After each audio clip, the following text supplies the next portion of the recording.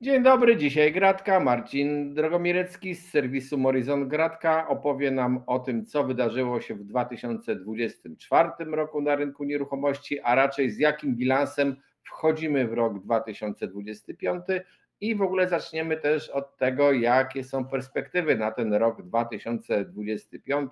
W dalsze rejony czasowe może się wybierzemy, ale jakoś niespecjalnie. A ja mam dla Was ostrzeżenie i w zasadzie to ostrzeżenie powinno być na początku audycji, ale znalazło się na końcu. No cóż, przepraszam. Skoro my z Marcinem mówimy o tym, bo na ten temat było już wiele audycji na naszym kanale, przy okazji, jeżeli interesują Ciebie nieruchomości, to subskrybuj ten kanał, tutaj poznasz nowe trendy, dowiesz się też o zmianach w prawie, które wpłyną istotnie zresztą akurat na rynek nieruchomości w najbliższym czasie. Subskrybuj ten kanał, pisz nam w komentarzach propozycje nowych tematów. Zapraszam do wspierania na serwisie Patronite. Link na dole w opisie. Marcin, jak sądzisz, takie pytanie, jak wkraczamy w ten 2025, a raczej w którą stronę na tym rynku pójdziemy, zakładając, że nasze Ministerstwa Rozwoju i Technologii, Ministerstwo Sportu, które też się zabrało za regulowanie rynku nieruchomości, a przynajmniej stara się, inne ministerstwa nie wymyślą nic szczególnie dziwnego. Zostaniemy w takim status quo, jaki jest teraz, albo w zapowiedziach tych, które dotyczą ułatwienia obrotu gruntami. Co sądzisz o perspektywie 2025? Dzień dobry Tomku, dzień dobry Państwu. Początek roku, a w zasadzie nawet powiedziałbym przełom roku, to taki okres wyczekiwania i okres wzmożonej ostrożności, zarówno strony podażowej, jak i strony popytowej. Trwa takie wzajemne, powiedziałbym, badanie się, obserwowanie tego, co się wydarzy w najbliższych tygodniach. Pamiętajmy, że już od końcówki ubiegłego roku, od listopada można powiedzieć, rynek nieruchomości zasypiał. Skupienie na przygotowaniach do świąt, do nowego roku, generalnie ten okres urlopowy, okres spotkań rodzinnych w domach, to nie sprzyjało poszukiwaniu ofert sprzedaży mieszkań, ale też sprzedający nie tak intensywnie promowali swoje oferty, będąc zajętymi innymi domowymi, rodzinnymi sprawami. Teraz mamy nowy 2025 rok i tak jak powiedziałem na początku, trwa takie badanie się i badanie rynku zarówno przez tych, którzy myślą o zakupie mieszkania, jak i przez tych, którzy te mieszkania mają na sprzedaż, zarówno właścicieli prywatnych, jak i deweloperów. I tak naprawdę w tej chwili trudno powiedzieć z całą pewnością, jak sytuacja się potoczy, jak to się rozwinie w najbliższych tygodniach, ale trudno zaprzeczyć, że ofert sprzedaży mieszkań mamy na rynku dużo i myślę, że z każdym dniem, tygodniem tych ofert znów będzie przybywać. Pamiętajmy, że pod koniec roku oferty nie były przedłużane w ogłoszeniach, były wycofywane. Niektóre biura zawieszały działalność na ten, powiedziałbym, taki martwy, grudniowy sezon. Także teraz to powoli wszystko się odbija, wraca na nowo na rynek. A z kolei kupujący, słysząc między innymi różne wypowiedzi, czytając różne publikacje, nie czują tej presji, że jeżeli chcą kupić mieszkanie, to muszą to zrobić szybko, bo ceny wzrosną przede wszystkim, albo ofert na rynku będzie. Nie. No, zaraz przejdziemy do Twojej tabeli pokazującej zmiany podaży ofert na rynku pierwotnym i wtórnym oraz wynajmie mieszkań w styczniu 2025, to jest rok do roku. Zasób dotyczy oczywiście, rozumiem, tego, co mają te portale, które reprezentujesz, natomiast od siebie dodam, że warto zaznaczyć, to wiecie z poprzednich audycji, że rok 2024 to jest drugi rok w całym, znaczy takim po zmianie ustrojowej naszej pod względem liczby budów mieszkań rozpoczętych przez deweloperów. Mieszkań przeznaczonych na sprzedaż i wynajem. takiego wyniku tylko raz nie było praktycznie nigdy, oprócz jednego roku wśród tych 35 już lat, bez mała. Tak więc no, to chyba również świadczy o tym, że będzie narastała nam podaż mieszkań na rynku pierwotnym, mieszkań, domów, no bo w tej kategorii zawsze się mieszczą również domy jednorodzinne, o tym trzeba pamiętać. A takie ożywione budowanie przez deweloperów, dzisiaj te budowy wchodzą, już dzisiaj są oferowane, bo przecież deweloperzy sprzedają już od początku procesu sprzedaży, ale w końcu pojawią się one również fizycznie na rynku, no chyba że będziemy obserwowali jakieś plajty i upadki jakichś przedsięwzięć deweloperskich, co też nie jest przecież nigdy wykluczone, chociaż wcale im tego nie życzę. No ale spójrzmy się na tą zmianę podaży mieszkań z twojej tabeli. Przede wszystkim ten przyrost liczby ofert na rynku wynika z tego, że no właśnie, mieszkania do sprzedaży nowe, kolejne cały czas na rynek wpływały i wpływają, natomiast popyt słabł już od końca 2023 roku. Jeszcze można powiedzieć, że ten popyt słabł w czasie obowiązywania programu Bezpieczny Kredyt 2%. Wynikało to z tego, no, że ceny, zwłaszcza w dużych ośrodkach, poszybowały tak mocno w górę, że zwłaszcza dla tych klientów, którzy z programu nie mogli skorzystać, no ceny stały się zaporowe. Po zakończeniu programu te ceny, można powiedzieć, stały się trudne do zaakceptowania już dla wszystkich, którzy szukali ofert sprzedaży mieszkań. No oczywiście pomijam grupę najbardziej zamożnych oraz tych, którzy w 2023 czy wcześniej sprzedali swoje nieruchomości i dysponowali środkami, by kupić kolejną. Jeżeli tam była jakaś różnica i jakichś środków brakowało na zakup lepszego, większego, pokaźniejszego mieszkania, domu czy innej nieruchomości, no to łatwiej jest dobrać kredyt tylko w wymiarze tej różnicy, niż wziąć kredyt na całą kwotę zakupu. Także w zeszłym roku te transakcje dalej się odbywały, klienci byli i są, ale już nie w takim stopniu jak w trzecim kwartale 2023 roku. Mamy różne zachowania wśród sprzedających i ta grupa też nigdy nie była jednorodna, sprzedających, i tak samo grupa kupujących nigdy nie była jednorodna. Wśród kupujących są tacy, którzy kupują na własne potrzeby, bo tam chcą mieszkać, są tacy, którzy kupują, bo chcą zarabiać na wynajmie, są tacy, którzy kupują to mieszkanie, bo po prostu chcą je wyremontować i z zyskiem odsprzedać. Są tacy jeszcze, którzy kupują mieszkania i zbierają je jak sztabki złota, można powiedzieć. A wśród sprzedających są ci, którzy muszą sprzedać, bo życie im dyktuje i zwykle nie chcą czekać. Są też we wszystkich kategoriach sprzedających tacy marzyciele, którzy nie akceptują tego, że rynek spowolnił i po prostu ich cena ofertowa na dzień dzisiejszy, no powiedziałbym, jest tak delikatnie mówiąc abstrakcyjna. Są też wśród sprzedających ci, którzy wychodzą z tej garnkowej, z tego zbierania sztabek złota czy talarów w garnku zakopanym koło tęczy, czyli ci inwestorzy. Są ci, którym się znudziło wynajmowanie lub po prostu potrzebują pieniądze na inne inwestycje. No i są też ci ciągle fliperzy, którzy chcieli na tym zarabiać szybko. Fliperom jest trochę gorzej, bo przejdziemy jeszcze do indeksów cen i wiele ludzi zarabiało na flipach, dlatego tylko, że w ogóle rynek przez wiele lat rósł. Były nieudane inwestycje, ale one nadal się kończyły pozytywnie finansowo, dlatego że po prostu rynek rósł. No trudno taką inwestycję nazwać nieudaną, więc poprawię, jeśli to były po prostu gorsze inwestycje lub ludzie z mniejszym doświadczeniem inwestowali, ale w zasadzie to ryzyko inwestowania niwelował im ciągle przez wiele lat rosnący rynek. Teraz troszeczkę będzie już trudniej. Ten czynnik na razie przynajmniej nie ma powodu działać. Teraz na rynku prym wiodą klienci zamożniejsi, którzy mogą sobie pozwolić na zakup.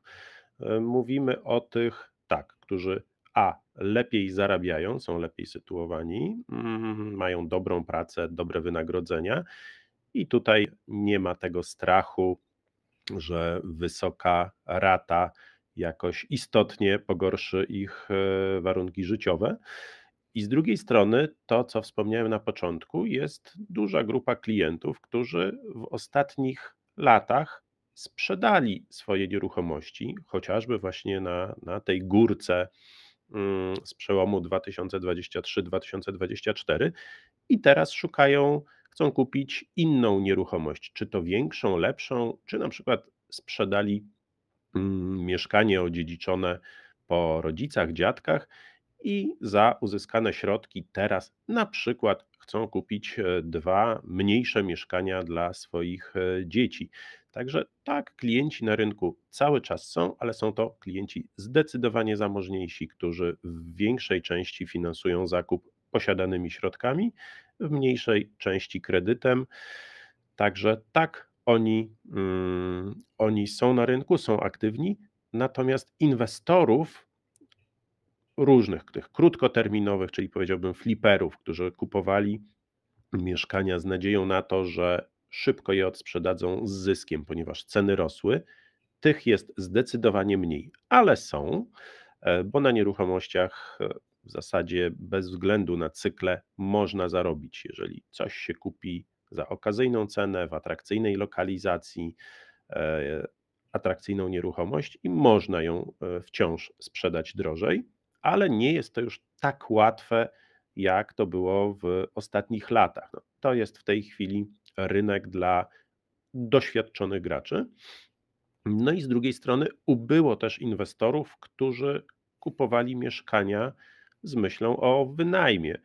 Ten rynek bardzo, bardzo mocno zmalał. No wynika to z tego, że sytuacja na rynku najmu zrobiła się dużo trudniejsza. No i to już trwa, no będzie zaraz prawie 2 lata, kiedy ten rynek najmu mieszkań długoterminowo no, ostygł, ustabilizował się, bym powiedział. No ale właśnie w tabeli, którą pokazujemy, wynika jednak, że tych ofert mieszkań do wynajęcia, licząc rok do roku, ubyło w jednych miastach, na przykład w Wrocławiu, mówisz, że to nawet 21%, w całej Polsce 12%. No pytanie, czy to ubyło w ogóle, czy to ubyło w waszych portalach? Tak, okres przełomu roku, a w zasadzie grudzień tak naprawdę, to jest ten czas, kiedy ofert najmu mieszkań na rynku wyraźnie ubywa. Wynika to z tego, że pamiętajmy, że o ile w sprzedaży mieszkań mniej więcej 3/4, 2/3, 3/4 rynku obsługują biura nieruchomości, które, no można powiedzieć, stale reklamują swoje oferty, o tyle w przypadku rynku najmu mieszkań jest odwrotna proporcja.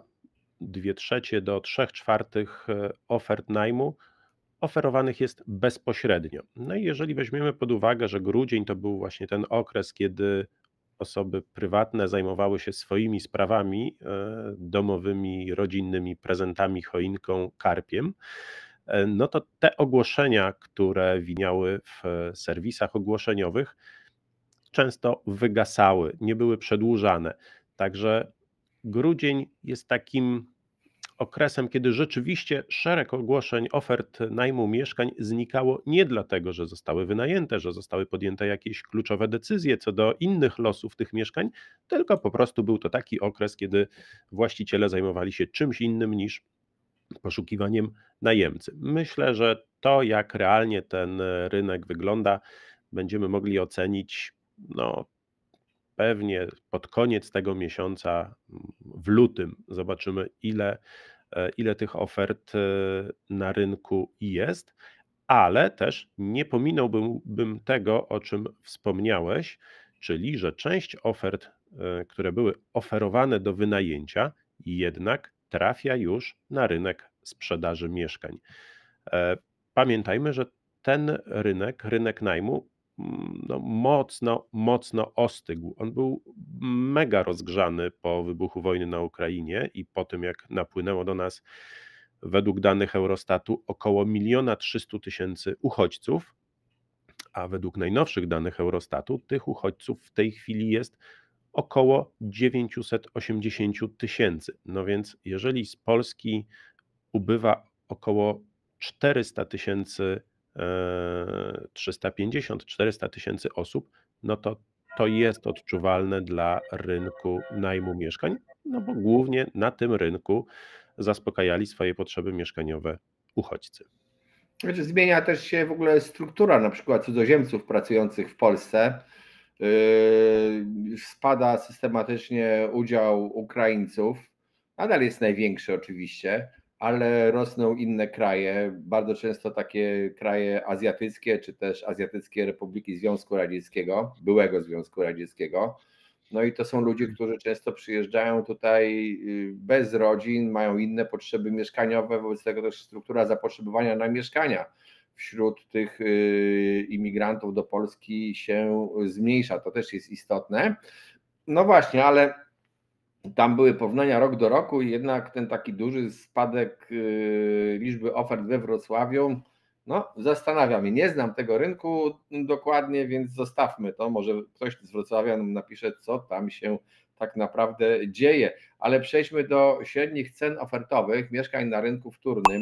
Prezentujesz grudzień 2024 i zmiany w niektórych miastach rok do roku, miesiąc do miesiąca, rok do roku to nawet w procentach i w złotówkach wyliczyłeś.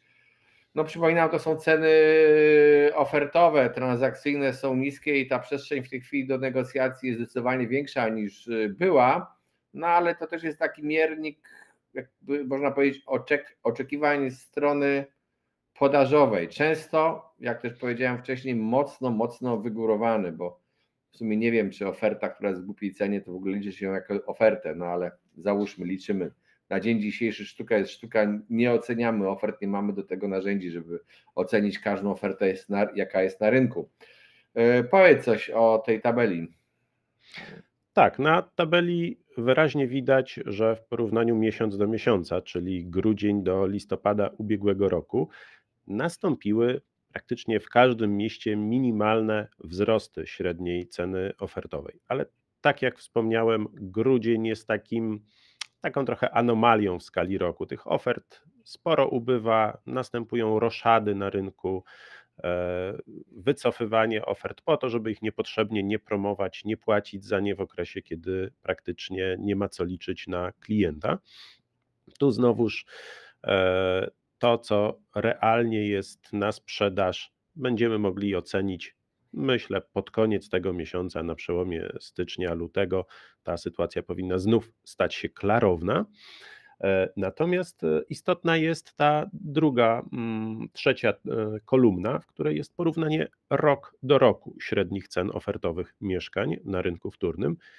No i tu, co tu dużo mówić, no, korekta jest faktem. Tak? To, co niektórym nie może przejść przez usta, ta informacja, która jest często w jakiś sposób pudrowana, no ceny na pewno nie rosną, a realnie one spadają. I to zarówno w ujęciu nominalnym, jak i oczywiście, gdy przyłożymy do tych cen inflację, o tym za chwilę na wykresie wskaźnika trendu cenowego. W każdym bądź razie ceny na rynku wtórnym nie rosną. No właśnie, ale zobacz, one tak nawet jak spadają, to tak bym powiedział, przynajmniej te ofertowe kosmetycznie. Z transakcyjnymi to jest troszeczkę inaczej i tak naprawdę o tych transakcyjnych statystycznie to się dowiemy za 6 miesięcy, bo tak jest mniej więcej opóźnienie w przekazywaniu danych i w reakcji tego, co jest na rynku, bo przecież transakcja jest wtedy, kiedy ludzie się dogadają co do ceny, a nie wtedy, kiedy nastąpi akt notarialny, no ale to ci, którzy są na rynku, to widzą te obniżenie cen i widzą głębsze negocjacje, to od razu powiem. Poza tym chyba, wiesz co, na ten wzrost nawet cen ofertowych, który obserwujesz tam miesiąc do miesiąca, to też może być takie zjawisko, ludzie nie wprowadzają nowych ofert, zostają te starsze, te, które po prostu nie schodzą, bo takich tych pułkowników, czy jak ty to mówisz, tam kiszonych ogórków, I szczeniaków. kiszeniaków to jest sporo. Ale właśnie, wspomniałeś już ten wskaźnik trendu cenowego mieszkań i zaczniemy od tego nie cen realnych, czyli z uwzględnieniem inflacji, tylko tych nominalnych. I w zasadzie, słuchaj, ja pierwszy raz od dawna widzę, że ta linia już nawet nie zatrzymała się poziomo, tylko jakoś już przez kilka miesięcy spada. To jest ten wskaźnik, tak? Zgadza się? Dobrze widzę, czy coś tutaj... Tak, tak. Ten niebieski wskaźnik trendu cenowego mieszkań nominalny, on bazuje na tych cenach, które widzimy w ogłoszeniach w portalach internetowych. I tutaj uściślenie, są to dane z serwisów grupy Morizon Gratka, ale nie tylko, także z innych wiodących serwisów ogłoszeniowych. Także jest to szerokie spojrzenie na rynek, a nie wycinkowe. I jak najbardziej od przełomu kwietnia i maja stopniowo, w niewielkim procenciku bym powiedział, ale ceny systematycznie spadają i stąd jak to sumujemy, no to widać, że te spadki są. To jest istotne, bo wiele osób podważa to, że ceny spadają, że co to za zmiana, jeżeli ona się mieści tam, dajmy na to, poniżej 1%. No tak, jeżeli w skali miesiąca jest to poniżej 1%, ale już mówimy o okresie, o kwartale czy o okresie półrocznym, a już w tym momencie rocznym, no to widzimy, że te spadki stają się wyraźne, widoczne. No, kiedy było tak, że przez rok ceny nie wzrosły? Jeżeli spojrzymy na ten wykres, no to naprawdę dawno nie było takiej sytuacji, że po roku możemy powiedzieć, że mieszkania są w tej samej cenie albo nawet nieco niższej. A teraz właśnie taka sytuacja ma miejsce i to mówimy o cenach nominalnych. Ceny te, za które dochodzi do transakcji, co do zasady są niższe od cen ofertowych. Mówię co do zasady, no bo znowuż są sytuacje, są lokalizacje, w których mieszkań, ofert w dalszym ciągu brakuje i jeżeli jakaś się pojawi, to trudno mówić o negocjowaniu ceny z właścicielem, bo może być nawet kilku chętnych na dane mieszkanie i tam nie ma powodu do obniżki ceny. Natomiast w wielu przypadkach te ceny są ewidentnie zawyżone i żeby do transakcji doszło, to z zainteresowanym trzeba rozmawiać, trzeba go przekonać do transakcji właśnie obniżką. Często jest to kilka procent, ale zdarzają się obniżki ceny o ponad 10% No względem właśnie, ceny tutaj chciałem od ofertowej. razu dwie uwagi zrobić, bo powiedziałeś to, a powtórzę wyraźniej. Czasami nam zarzucacie, że a u mnie, gdziekolwiek jest to u mnie, to mieszkania drożeją, a wy mówicie, że spadną ceny. Albo my mówimy, że rosną, a wy mówicie, a u nas to spadają. Gdzie to jest to u nas, to też zależy. Pamiętajcie, rynki nieruchomości mieszkalnych są wyjątkowo lokalne.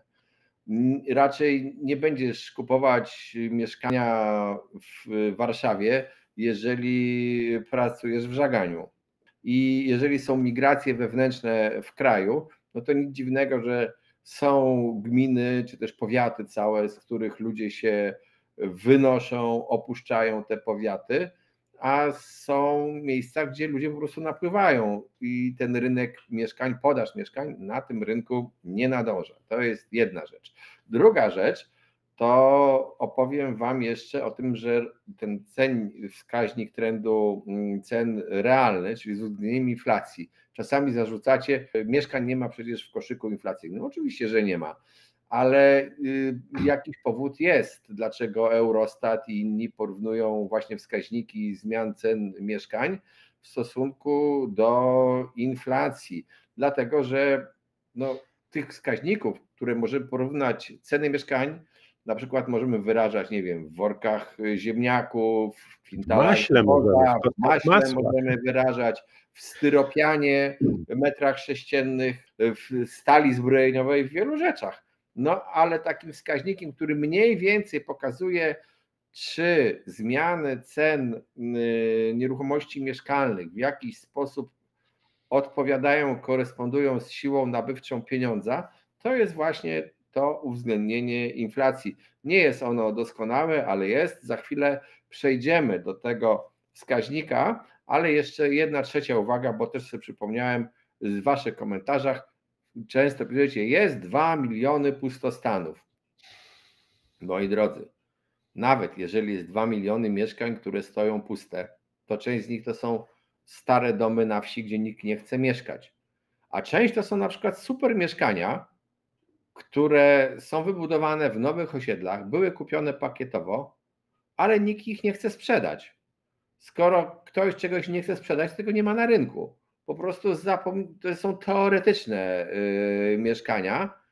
Marcin, skomentuj ten wskaźnik trendu cen realnych. Tak, ten wskaźnik, znowuż tu podkreślę, że on pokazuje długi okres, czyli od 2007 roku. Także widzimy, jak wyglądały te wahania realnych cen mieszkań w Polsce. No, od kilku miesięcy widzimy, że z uwagi na wysoką inflację i najpierw stojące, a obecnie spadające ceny mieszkań, no one realnie tanieją dużo bardziej niż widzimy to gołym okiem.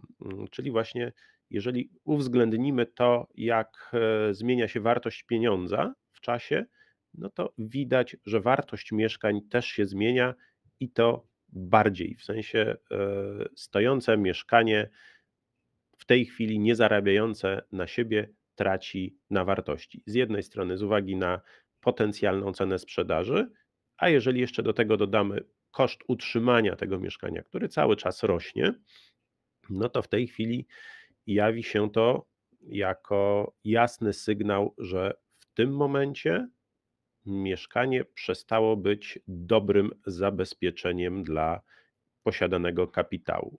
Trzeba obecnie szukać innych inwestycji, które lepiej by gwarantowały zachowanie wartości swoich oszczędności, swoich pieniędzy.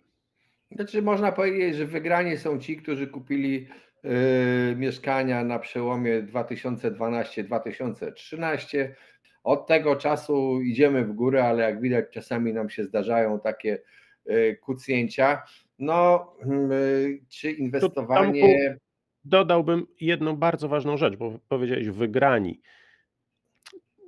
I zgodzę się z Tobą i nie zgodzę. Wygrani, jeżeli mówimy o mieszkaniu w sensie inwestycyjnym, kiedy cały czas patrzymy na nie jako na lokatę, wzrost, spadek wartości, to tak, to wygrani.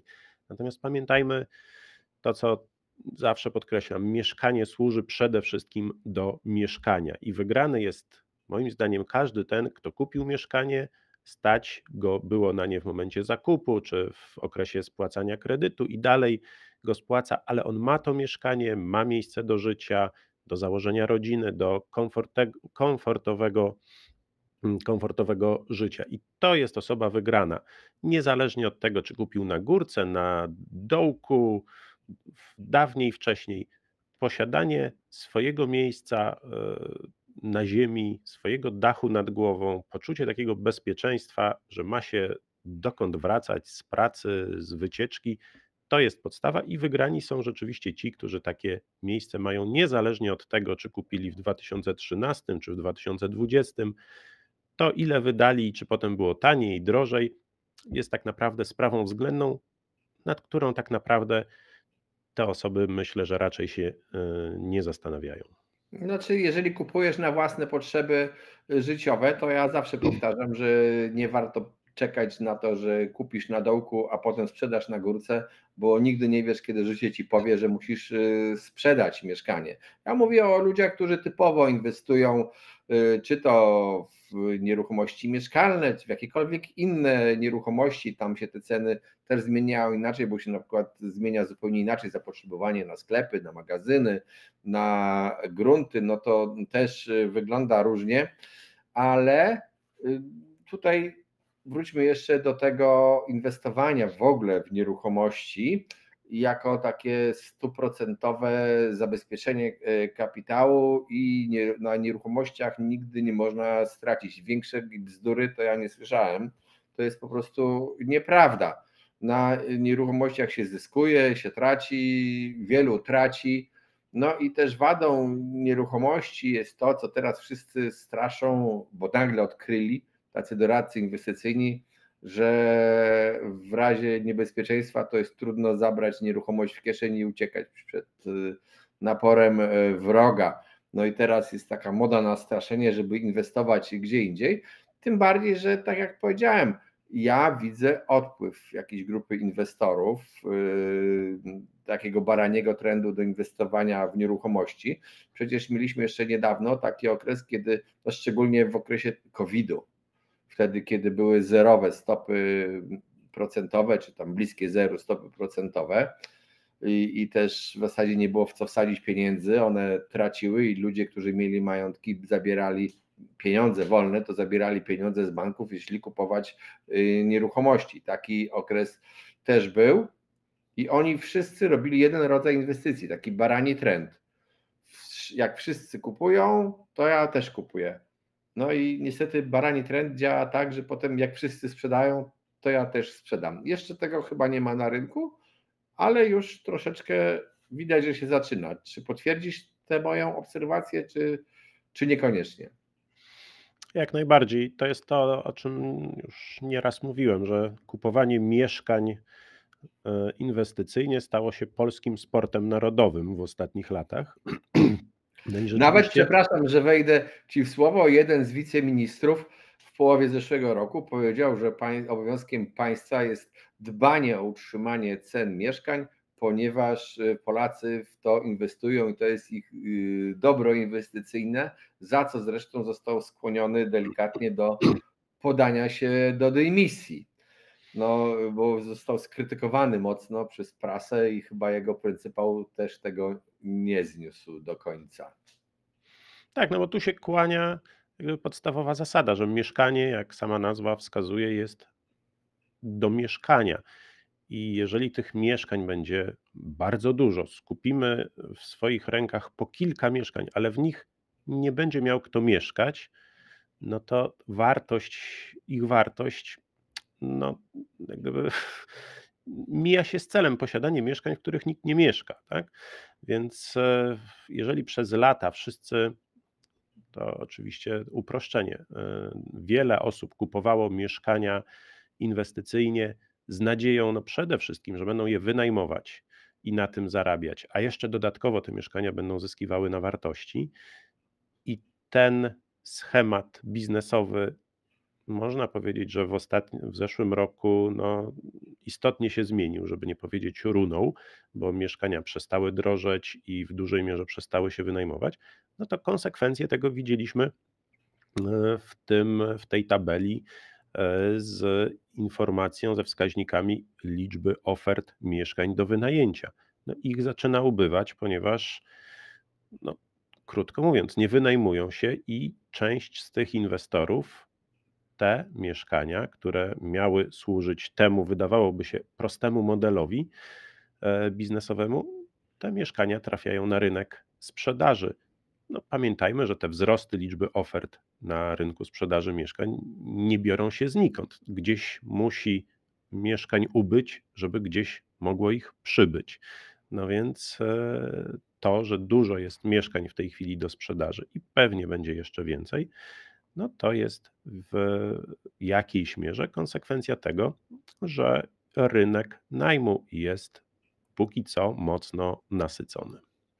Też ja bym powiedział tak jeszcze, słowo runął to bym potraktował w cudzysłowie jako takie Oczywiście. na razie dyskusyjne, bo nie mamy do czynienia z jakimś krachem ogromnym na rynku nieruchomości, ale też nie mamy w tej chwili do czynienia z niczym, co by było impulsem do nagłego kupowania nieruchomości, czy też nawet nie nagłego, ale do tego, żeby się zwiększyła jakaś grupa ludzi, których stać na te mieszkania. Oczywiście Ministerstwo Rozwoju i Technologii od czasu do czasu ciągle twierdzi, że jeszcze jakiś program dotowanych kredytów wejdzie, co w moim pojęciu i w pojęciu wielu jest nie najlepszym rozwiązaniem, bo wszelkie programy, które istniały, większość programów w ogóle w Polsce, które istniały, wspierających mieszkalnictwo, to były programy oparte na dotowaniu popytu, a nie na wspieraniu rozwoju podaży. No była jakaś ulga mieszkaniowa. Kłody rzucane w budowie nowych mieszkań różnym formom budowania są nadal ogromne. Ministerstwo coś robi, planuje zwiększyć podaż ziemi, ale jeżeli oni znowu zwiększą tą podaż ziemi, a tej ziemi nikt nie będzie chciał sprzedać, bo system podatkowy nie wymusza sprzedaży, to będzie tylko teoria. O tym mówimy zresztą często w wielu audycjach, ale takiego krachu nie ma i może ten impuls taki, żebyśmy kupowali mieszkania, jeżeli podkreślam, nic się nie zmieni ani w otoczeniu Polski, ani nasz rząd nie wprowadzi jakiegoś programu dotowania kredytów, no to nastąpi wtedy, kiedy zmienią się warunki ekonomiczne, czyli na przykład kiedy w ogóle stopy procentowe ogólnie spadną i ludzi będzie bardziej stać na zaciąganie kredytów. Tych, którzy chcą kupować mieszkanie dla siebie, to jest jedno. Ale też mamy coś, co jest bardzo istotne i co już zaczynamy odczuwać. Mamy problem demograficzny w Polsce i on będzie coraz bardziej się nasilał. Ja już nie chcę mówić o prognozach, które mówią, że w Polsce w 2100 roku będzie 14 milionów, bo co nas dzisiaj obchodzi rok 2100? Czy do niego dożyjemy? Nie wszyscy, którzy oglądają te audycje. Przykro mi, ale taka jest prawda, ja też nie planuję tego 2100 roku, więc on mnie w ogóle może mało interesuje, ale to ubywanie w Polsce jest faktem. Jest faktem też, że ono w ogóle następuje właściwie w całym świecie, oprócz Afryki w tej chwili jest taki i Izraela minimalny przyrost ludności. Mamy problem z zastępowalnością pokoleń, ale też jak już ostatnio demografowie się doliczyli, to w zasadzie nawet nie mamy co liczyć na to, że ta imigracja do krajów bogatszych zastąpi te pokolenia i że pozwolimy się utrzymać chociażby na zero. A skoro nas jest więcej, znaczy nas jest mniej, przepraszam, to no po co nam tyle mieszkań? Wiele osób też dziedziczy te mieszkania, często w złym stanie, często nie tam, gdzie chcą mieszkać, ale też są tacy, którzy dziedziczą mieszkania w dobrym stanie i tam, gdzie chcą mieszkać. Tak więc w tej chwili na razie podkreślam, nie ma żadnego impulsu, który by spowodował gwałtowny wzrost popytu na rynku mieszkań w Polsce, a podaż, jak powiedziałem, na rynku wtórnym to Marcin pokazał, powiedziałem, że na rynku pierwotnym też po prostu wzrasta i wzrośnie. Tak, oczywiście chciałbym powiedzieć, bo tu tak dosyć no, negatywnie to wszystko brzmi, że ten rynek jakoś zasypia, nie ma perspektyw i tak dalej, i tak dalej. Nie powiedzieliśmy, że nie ma perspektyw. Gdzie powiedzieliśmy, że powiedziałem, że nie runął? No, ale tak jednak powiedział, może nie w czarnych, ale w ciemnych barwach mówiliśmy. Tymczasem należy moim zdaniem spojrzeć z drugiej strony. Ten rynek przede wszystkim po tym okresie tych właśnie sztucznych impulsów, które wypaczały jego tory, czyli COVID-u, 0% kredytów, potem nagłego napływu uchodźców, czytaj najemców, potem bezpiecznego kredytu. On w zeszłym roku wracał na swoje normalne tory. On się stabilizował i dalej stabilizuje, staje się przewidywalny. Poczekaj, ja mam teraz apel do naszej władzy. Tak jak w 2024 nic żeście nie zrobili dla tego rynku, tak może nadal nic nie róbcie. Będzie dobrze, bo niech rynek sam się wyreguluje. Dokładnie. Rynek się stabilizuje. To, co warto podkreślić, on staje się w jakiejś mierze przewidywalny. Oczywiście teraz myślimy, czy będą wzrosty jakieś, czy może jednak spadki, ale jednak no to nie jest taka sytuacja, kiedy spodziewamy się, że za 2 miesiące ceny będą o 10% wyższe. Także ktoś, kto myśli o zakupie mieszkania, o swojej przyszłości, może to w jakiś sposób planować. Może założyć, ile jest w stanie odłożyć, ile musi uzbierać, co ewentualnie może sprzedać, jakie aktywa. I to można normalnie, w takich normalnych, spokojnych warunkach teraz planować, przewidywać i realizować. Także ten spokój jest moim zdaniem błogosławieństwem dla rynku nieruchomości. Także to jest ogromny pozytyw. Większy wybór, czyli to, że nie trzeba kupować tego, co się znalazło nagle i bez zastanowienia, bo jutro będzie drożej albo jutro nie będzie nic. Nie, teraz można wybierać, można umawiać się na oglądanie różnych ofert, konfrontować ceny, lokalizację, standard itd., itd. Także to też jest in plus. I myślę, że to są kluczowe rzeczy. Właśnie ta stabilizacja, przewidywalność, większy wybór, to jest to, na co ten rynek czekał i mówmy o tym z nadzieją właśnie na to, że robi się dobrze i będzie dobrze. A ja mam dla Was ostrzeżenie i w zasadzie to ostrzeżenie powinno być na początku audycji, ale znalazło się na końcu. No cóż, przepraszam.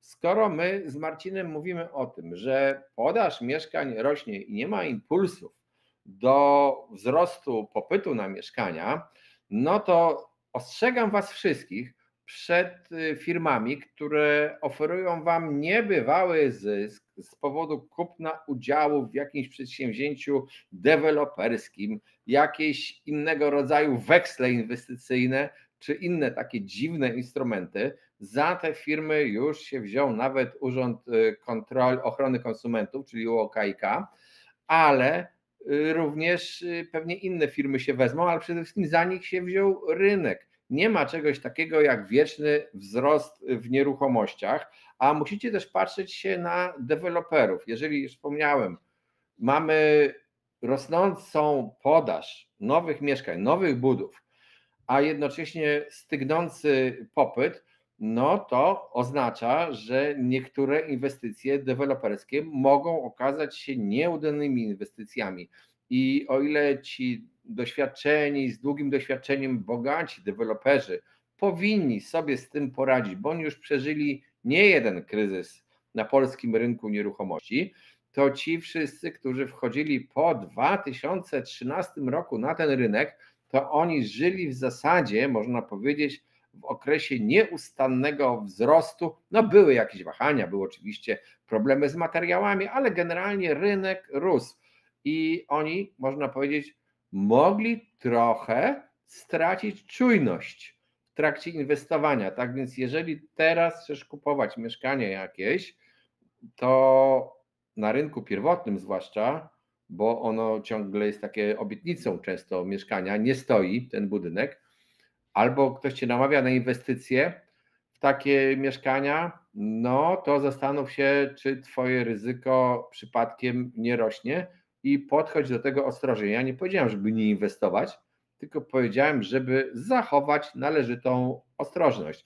A jeżeli w ogóle interesuje Ciebie rynek, trendy, zmiany prawa, subskrybuj ten kanał, pisz nam w komentarzach oceny swojego rynku, podawaj lokalizację, wtedy ten komentarz będzie wartościowy, bo chcemy wiedzieć, o jakim rynku piszesz. Inni obserwatorzy kanału też chcą wiedzieć. Przypominam, że na stronie symen24.pl nasze audycje znajdziesz z tymi wszystkimi tabelami, wykresami w formie statycznej, inne audycje z innymi danymi również, trochę więcej informacji niż na YouTubie, szkolenia o nieruchomościach tam znajdziesz. No i zachęcam do wspierania naszego kanału, bo wspierający zawsze dostają więcej. Cześć, trzymajcie się.